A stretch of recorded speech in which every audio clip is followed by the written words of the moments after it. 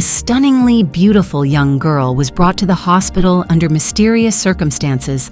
From the moment their eyes met, an irresistible attraction ignited. But this patient was no ordinary case. She carried a secret so profound, it had the power to change the doctor's life forever. Operation Theater became a love-making spot for them.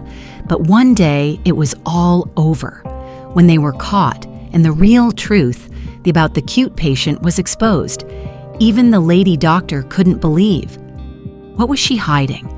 To uncover the chilling mystery, you need to watch the full story.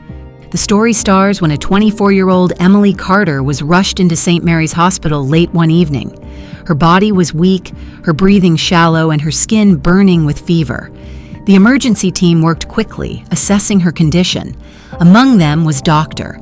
Catherine Miller, a 40-year-old nurse practitioner with 2 decades of experience. She'd seen many patients over the years, but something about Emily was different. There was a spark in her, even in her weakest state. Catherine took charge, guiding the team as they stabilized Emily. A severe lung infection had taken hold, and without immediate care, she could have lost her life. Over the next few days, Catherine personally monitored her condition, ensuring she received the best treatment. She would sit by Emily's bedside even when her shift ended, watching over her as she slept, her heart unexpectedly drawn to the fragile young woman. Days passed, and Emily slowly recovered. The fever subsided, her breathing improved, and color returned to her cheeks. One morning, as Catherine checked Emily's vitals, Emily smiled weakly and whispered, "Thank you for saving me." Catherine gave a reassuring nod. "You're a fighter, Emily. Just focus on getting better." Emily tilted her head slightly. "You've been here a lot, haven't you? More than you need to be?" Catherine hesitated for a fraction of a second. "I check on all my patients." Emily gave a small smirk, her energy still weak, but her spirit undimmed. "Well, I like seeing you around. Makes this whole hospital stay bearable." Catherine suppressed a smile as she adjusted Emily's IV. "Then I suppose I'll have to keep checking on you." Once Emily was moved to the general ward, things began to change. Her cheerful personality came to life. She cracked jokes, played harmless pranks on the nurses, and made the other patients laugh. She had a natural charm that lifted the entire ward's spirits. What no one knew, except a few of the younger nurses, was that Emily was secretly a lesbian.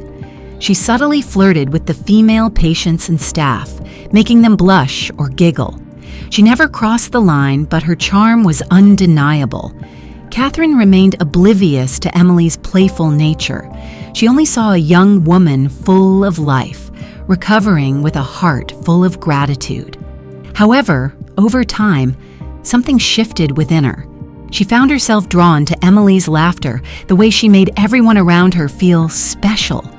Catherine, who had always lived a disciplined, professional life, felt something she had never felt before, a longing, an admiration she couldn't quite understand. One evening, Catherine walked into the ward and found Emily sitting by an elderly patient's bed, reading aloud from a romance novel. The old woman, who had been grumpy and silent for weeks, was smiling. Catherine leaned against the doorframe, listening. When Emily finished the chapter, she looked up and caught Catherine's gaze. "Didn't take you for the romance type, Doctor," Emily teased. Catherine chuckled. "I didn't know you were a storyteller." Emily smirked. "There's a lot you don't know about me." From that moment, an unspoken connection grew between them. Catherine found excuses to check on Emily, to sit with her a little longer. Emily, in return, teased her gently, but there was something deeper in her eyes whenever she looked at Catherine. Their conversations became longer, more personal. Emily talked about her past, her love for art, how she had traveled alone, how she had struggled with acceptance. "It's hard sometimes, being who I am," Emily admitted one night as they sat alone in the dimly lit ward. "Not everyone understands." Catherine nodded, sensing the weight behind Emily's words. "People can be cruel when they don't understand something." Emily studied her carefully. And you, do you understand? Catherine hesitated, feeling something stir inside her. I'd like to. One rainy evening, an incident changed everything. A patient had collapsed in the hallway, and Emily, despite still being weak, rushed to help. Catherine arrived moments later, her heart pounding at the sight of Emily on the floor, struggling to assist. "What were you thinking?" Catherine scolded as she helped her back to bed. Emily shrugged. "I couldn't just stand by." Catherine sighed, her emotions running wild. "You're still recovering. You need to take care of yourself." Emily reached for Catherine's hand. "I'm okay, Catherine, really." Hearing her name from Emily's lips sent a shiver down Catherine's spine. For the first time, she allowed herself to acknowledge what she had been feeling. That night, as Catherine sat beside Emily's bed, something unspoken passed between them. Emily, ever bold, whispered, "You can kiss me, you know." Catherine hesitated, then leaned in. Their lips met. Soft, hesitant at first, then filled with a need neither of them had admitted until now. From that night forward, their love grew. They found stolen moments in quiet hospital corners, whispered conversations in the dim glow of bedside lamps. Catherine had never imagined she would fall in love at this stage in her life, let alone with another woman. But with Emily, everything felt right. They spent their time together in secret, knowing the hospital wouldn't understand. Emily, being the free spirit she was, found ways to make their stolen moments special. She would leave little notes in Catherine's office, sneak into the break room just to steal a quick kiss, and once even arranged a candlelit dinner on the hospital rooftop. Catherine, once reserved and serious, found herself smiling more, laughing more. Emily's joy was infectious, and Catherine had never felt more alive. They spoke of dreams, of love, of a future where they wouldn't have to hide. One evening, as they sat together in Emily's hospital bed, Catherine whispered, "You changed everything for me." Emily smiled, pressing a soft kiss to her lips. "And you saved me, more than just my life. You saved my heart." Their love, though hidden, was real. It was undeniable. And no matter what came next, they knew they had found something rare, something worth fighting for. As days turned into weeks, Emily's discharge date approached, and the thought of parting weighed heavily on both of them. "What happens when I leave?" Emily asked one evening, tracing circles on Catherine's palm. "We find a way," Catherine assured her. "I don't want to lose you." Emily squeezed her hand. "Then we won't." They made plans, imagining a life beyond the hospital. They would meet in secret at first, take small vacations, and eventually, when the time was right, they would be open about their love. But reality wasn't so simple. One of the nurses had begun to suspect something.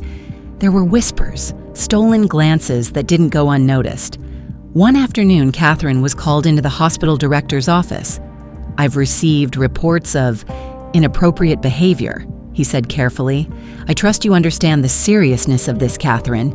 She nodded, her heart pounding. "Of course." Emily, sensing the tension, decided to make a bold move. That evening, she waited for Catherine outside the hospital. "Let's leave," she said. "Let's stop hiding." Catherine hesitated, torn between duty and love. But as she looked into Emily's eyes, she knew the choice was clear. "Okay." Together, they left behind the walls of the hospital, stepping into a new world where their love could exist freely. It wouldn't be easy, but they had each other. And that was enough. Catherine and Emily's world outside the hospital was both exhilarating and uncertain. For the first time, they were free to explore their love without stolen glances or hushed conversations. Yet stepping into this new reality came with its own challenges. Their first night outside the hospital, Emily took Catherine's hand and led her through the dimly lit streets of the city. The fresh air, the twinkling lights, and the hum of life around them felt surreal. They checked into a small bed and breakfast near the coastline, a quiet escape from the They checked into a small bed and breakfast near the coastline, a quiet escape from the prying eyes of colleagues and patients. As they settled into their room, Catherine found herself nervous in a way she had never been before. She had spent years dedicated to her work, never allowing herself to explore emotions this deeply. Emily, sensing her hesitation, stepped close and cupped Catherine's face in her hands. "You don't have to be afraid," Emily whispered. Catherine closed her eyes, exhaling slowly. "It's not fear. I never thought I'd have this." Emily smiled gently and pressed a soft kiss to Catherine's lips. "Then let's not waste another second." That night, they held each other close, talking for hours about dreams, fears, and the future. Catherine admitted she wasn't sure how to navigate a relationship, while Emily reassured her that love didn't come with a manual. They would figure it out together. The next morning, they decided to stay in town for a while before returning to their everyday lives.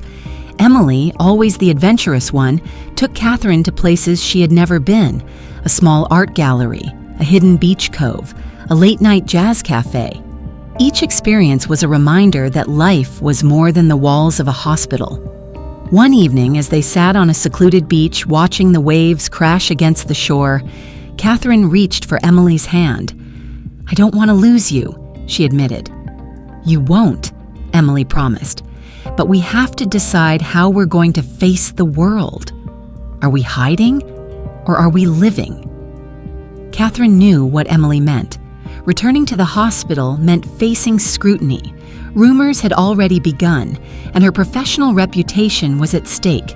But looking at Emily, she realized that love, real, unfiltered love, was worth any risk.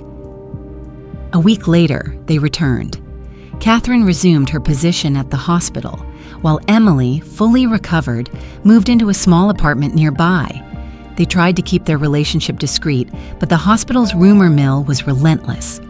One day, Catherine was called into the director's office again. The director, a stern but fair man, sighed heavily. "Catherine, I respect you. You've been one of our best. But the board is concerned about professionalism." Catherine clenched her jaw. "With all due respect, my personal life does not affect my ability to do my job." "It shouldn't," he agreed. "But the reality is, people talk. Some patients' families are uncomfortable." Catherine felt a surge of frustration. She had given her life to this hospital, yet her love for Emily was suddenly an issue. She had a choice: continue hiding or stand her ground. That evening, she found Emily waiting outside the hospital. "What happened?" Emily asked, sensing the tension. Catherine took a deep breath. "I don't want to hide anymore." Emily grinned. "Then let's not." Catherine and Emily slowly began living their truth. They didn't make grand announcements, but they stopped pretending. Emily would visit Catherine at work, bringing her coffee, leaving little notes on her desk.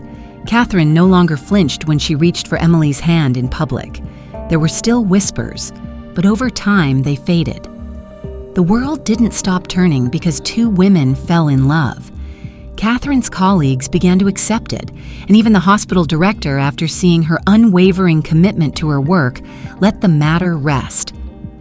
One evening, as they sat on Emily's small balcony, Catherine turned to her. "I love you," she said, the words finally coming naturally. Emily's eyes sparkled. "I love you too." Their journey hadn't been easy, but it was theirs, and for the first time in her life, Catherine knew she had found something worth fighting for.